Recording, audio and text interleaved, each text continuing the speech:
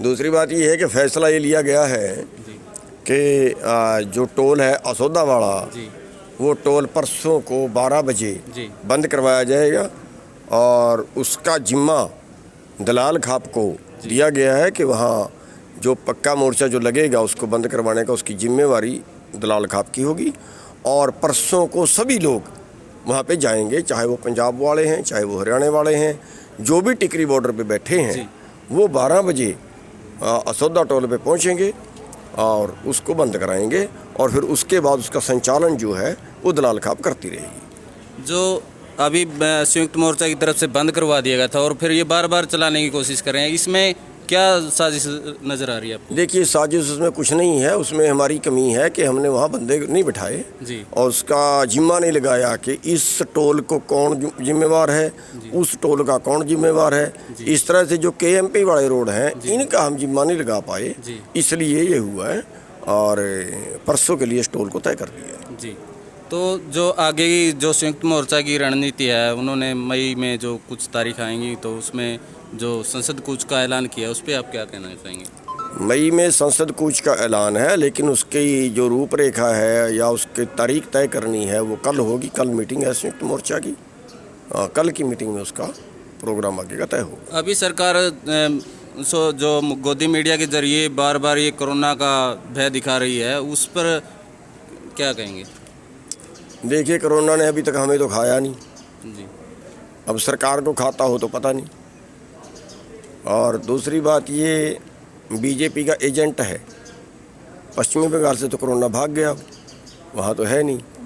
हरियाणा पंजाब में दोबारा से इंटर कर गया क्योंकि यहाँ आंदोलन हो रहा है। तो जहाँ चुनाव होता है, जहाँ मोदी की सभा होती है, वहाँ से कोरोना निकल जाता है और जहाँ पे किसानों का आंदोलन होता है या कुछ रोकना होता है, इनको कोई आंदोलन रोकना होता है, वहाँ पे कोरोना इंटर कर जाता है। हरियाणा में जो 1057 स्कूल बंद कर दिए गए हैं और 450 ठेके जो शुरू कर दिए हैं, तो ये कौन सा BJP का नया विकास है? ये एक्चुअली ये है कि देश की समझ में उनकी पॉलिसी नहीं आ रही जी। वो देश को उस हालत में ले जाना चाहते हैं कि सारों की मांग केवल रोटी हो जी, तरक्की नहीं। अगर आप देखें पूरी ज़िंदगी में जिसकी रोटी की ज़रूरत पूरी होगी, जिसकी रोटी की ज़रूरत पूरी होगी वो चौधर भाड़ता है, चौधर की तरफ चलता है, और जिसकी रोटी की ज़रूरत नहीं पूरी हुई वो रोटी मांगता है। तो ये देश को ऐसा कंगाल बना देना चाहते हैं कि इनसे रोटी रोटी ही मांगे और बस उसी वही देश की तरक्की हो कि जो रोटी मिल गई आप BJP बहुत बढ़िया, वहाँ देश को ले जाना चाह रहे हैं, सारे देश को कंगाल करना चाह रहे हैं। आप देखिए कि प्राइमरी स्कूल बंद कर दिए जी, और दुर्भाग्य इससे बड़ा क्या हो सकता है। और उसके अलावा जो अभी स्कूल हैं वो पिछले 1 साल से बंद पड़े हैं जी, अभी फिर बंद कर दिया आगे के लिए। पेपर भी रोक दिए, पेपर भी रोक दिए। होगा क्या कि 2 साल तक तो पेपर नहीं देने देंगे, फिर कहेंगे देखो बेरोज़गारी कम होगी, क्योंकि कई करोड़ हर साल बेरोज़गार पैदा होते हैं ना। पढ़ेगा तो उसको बेरोज़गार गिनते हैं, अनपढ़ को तो बेरोज़गार गिनते ही नहीं। अनपढ़ हमारे देश की थ्योरी देखिए भाई, बेरोज़गार का मतलब तो ये है कि आदमी को काम करने का है नहीं उसके पास, वो चाहे अनपढ़ है चाहे पढ़ लिखा है।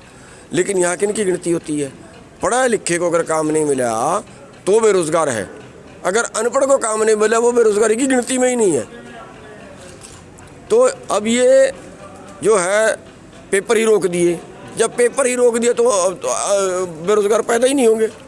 ये नया फार्मूला है इनका, बेरोज़गार पैदा होने से रोकने का। जो ट्विटर पे एक ट्रेंड चला था मोदी रोज़गार दो के नाम से, तो वहाँ पर 6 करोड़ लोगों ने जो ट्वीट किया था मोदी रोज़गार दो, वो एक बहुत बड़ी संख्या होती है। तो इतनी बेरोज़गारी है और अब भी स्कूल बंद कर रहे हैं और ठेके खोल रहे हैं जी। देखिए, ठेका तो कोरोना के लिए खोला है, दारू पीने से कोरोना मर जाता है जी, सैनिटाइजर हो जाता है गढ़ जी, तो उसके लिए इन्होंने ठेके खोले हैं कि वो ठेके लगातार चलते रहें।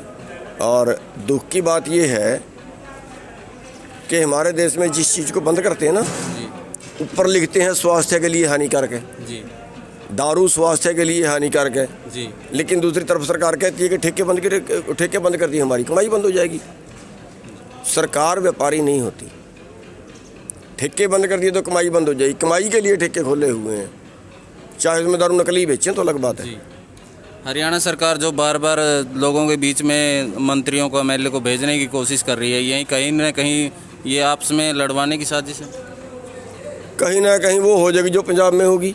जी हम तो रोक रहे हैं लोगों को, जी लेकिन बार बार जाएंगे आवाज भी खट्टा रहा ना, धन खड़ा रहा कुरुक्षेत्र में। जी अब वहाँ भी अभी चल रहा है झगड़ा पकड़ा। तो ज़्यादा दुखी जब लोग हो जाते हैं, एक आदमी को 10 बार एक काम से रोका, उसने 11वें बार फिर किया। मान लिया आपके खेत में एक आदमी चोरी करता है, जी 1 बार की, 2 बार की, आपकी सब्जी तोड़ता है, 3 बार 4 बार, आखिरकार फिर पिट्टो गई पकड़ के। वो क्रोध बढ़ता है, प्राकृतिक है, सब में बढ़ता है, प्राकृतिक है। हालांकि हम रोक रहे हैं, पर फिर भी लोगों में गुस्सा जो है वो बढ़ रहा है। तो और ये चाह रहे हैं कि कहीं गुस्सा बढ़ जाए और गुस्सा बढ़ के लोग फिर पीट दें और फिर हम ये कहें देखो ये BKU के ये किसान यूनियन के गुंडे हैं, फिर ये बोलेंगे। इन्होंने जातिवाद पर लड़वाना चाहते हैं, 14 तारीख के प्रोग्राम रख दिए थे जी अंबेडकर साहब की जयंती मनाने के। हालांकि इन लोगों ने अंबेडकर साहब के पुतले फूके, इन लोगों ने संविधान जलाया, अब ये अंबेडकर साहब के ठेकेदार बन गए। वो तो दलितों ने ही कहा आओ हम ही आपका विरोध करेंगे, छोड़ो किसानों को। तो और जब दलितों ने विरोध किया फिर छोड़ के भाग गए। तो ये अभी जब धर्म के नाम पे कामयाब नहीं हुए, जाति के नाम पे कामयाब नहीं हुए, तो कहीं ना कहीं ये अपने मंत्रियों को भेजकर कहीं झगड़ा करवाने की साजिश है लगातार बनाए हुए हैं। तो ये कोरोना का भय भी दिखा रहे हैं, स्कूल बंद कर रहे हैं, ठेके खोल रहे हैं, तो ये आम आदमी को परेशान करने की रणनीति है सभी। देखिए, खुदा का और खुदी का बैर होता है। जी जो अपनी ज़्यादा बुद्धि मानी दिखाता है, ज़्यादा चालाकी दिखाता है, वो परमात्मा के पैरेलल बनता है। परमात्मा के पैरेलल बनता है कि मैं अपनी बुद्धि से ये कर दूंगा, मैं अपनी अकल से ये कर दूंगा, और उससे प्रवान राज होता है, और उससे प्रवान राज होता है, उसी का नतीजा है। आज जो आंदोलन चल रहा है ये हमारा चलाया हुआ नहीं है जी, इसमें वो खुदा खड़ा है साथ में। जो आपका आंदोलन है बिल्कुल शांतिपूर्ण रहा है अब तक, और आगे भी जो किसान नेताओं द्वारा अपील की जा रही है कि शांति ही रहेगी। मैं ये कह रहा कि इतना बड़ा आंदोलन हमारे दिमाग से, हमारी बुद्धि से, हमारी काबिलियत से खड़ा नहीं हो सकता। ये प्रकृति का है, ये परमात्मा की एक विशेष कृपा है, खड़ा है। और ये बीजेपी को चैलेंज है।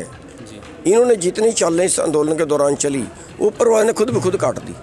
हमारे में अकल नहीं है बीजेपी के बराबर, हमारे में चालाकियाँ बीजेपी के बराबर नहीं हैं, लेकिन ऊपर वाले ने सारी चालें खुद ब खुद काट दी। हम जिस चीज़ को छोड़ के बैठ के वो भी संभाल ली ऊपर वाले ने। ठीक है, आगे भी संभालेगा। जी, महिला अध्यक्ष हैं BKU से, तो उनसे भी बात करते हैं। नमस्कार। नमस्कार जी। जो आपका जो टोल बंद का प्रोग्राम था वो परसों आपने करवाया था, फिर सरकार ने दोबारा चालू कर दिया। जी, जैसे ही वहाँ से संख्या बल कम हुआ तो प्रशासन उन पर हावी हो गया और धक्का मुक्की के साथ उनको वहाँ से हटा दिया गया, टोल को दोबारा चालू करवा दिया गया।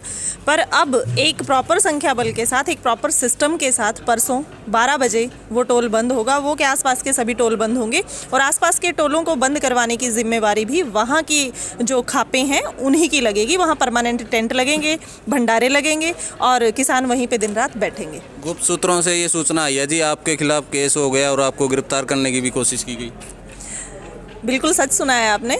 परसों वाले के लिए भी केस हो चुका है और कल टोल बंद करवाने गए थे तो उसके भी साथ धाराएं लगा दी गई हैं। कोई बात नहीं, धाराएं लगती रहें। डर नहीं लगता आपको? नहीं, कोई डर नहीं लगता। अगर डर लगता तो आज यहाँ आप लोगों के साथ नहीं खड़ी होती। ये जो इतना बड़ा संख्या बल आज आपने देखा है, जो खाप पंचायतों वाले हैं, ये सब सिर पे हाथ रख के और बेटी की तरह मानते हैं और मेरे से आगे खड़े हुए हैं, तो मुझे डर किस बात का।